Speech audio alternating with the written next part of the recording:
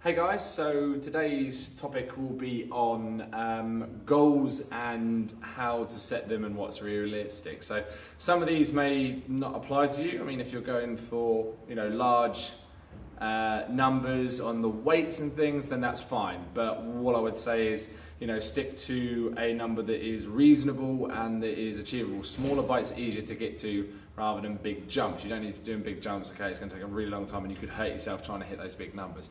What the main talk about today is going to be in regards to the average person coming in for weight loss.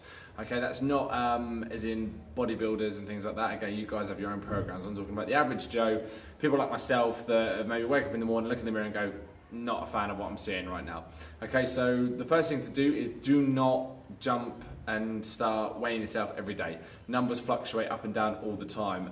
For women more so than guys, unfortunately you do have a hard ride out of this. Once a month you get a visit, it's gonna send your water levels skyrocketing, you are gonna put weight on really quickly. It will come off just as quick as it came on though, so don't panic.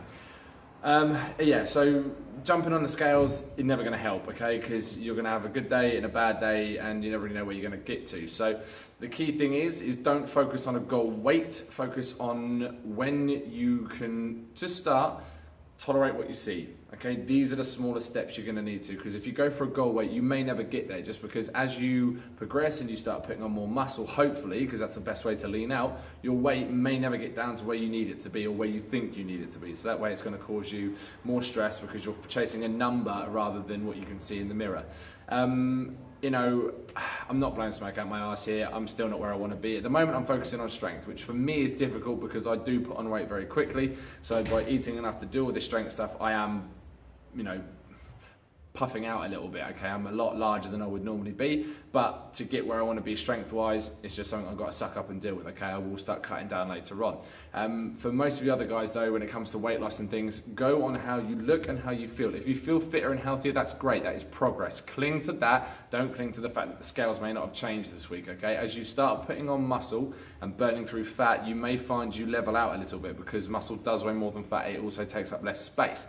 So as you drop the body fat off, the muscle is building in its place, your weight may stay the same, but you may find that your frame drops down. Case in point, I did have a client once, she trained with me for about 3 months, she lost inches off of her waist, her hips, her arms and her legs, but her silhouette didn't really change because she was hourglass shaped, and that's another thing ladies and gents you have to think about is your body shape, and I'll come back to that in a minute. Her weight had stayed exactly the same, didn't lose a pound, but she'd lost all these all this body fat off her body, but as I'll come back to, because of her body shape, her silhouette didn't change. So it was really hard for her to notice those differences by looking on the scale rather than what she looked at in the mirror. So on that point, your body type will determine how you lean out.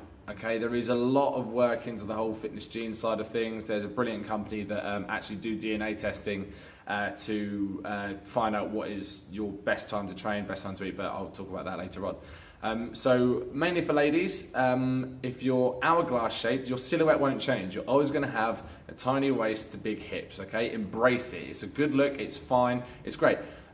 With ladies that are pear shaped, the same thing. You're gonna taper into the middle and come out at the bottom again. Perfect body shape, not a problem. Apple shape, again, perfect, don't worry about it. The key part is that your shape will never change, or if it does, it'll be marginally.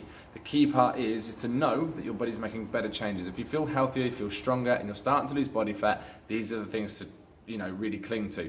If you're clinging to numbers on a scale, the numbers on the scale aren't going to talk to your body and vice versa. Your body does what it needs to do. The scales are just going to give you a rough idea of what that is, okay? And time again, I've had clients telling me that, oh, the scales aren't telling me what I want them to say. Forget them. When it comes to a body composition / weight loss journey, the best thing you can do is ditch the scales and just go on how you look and how you feel.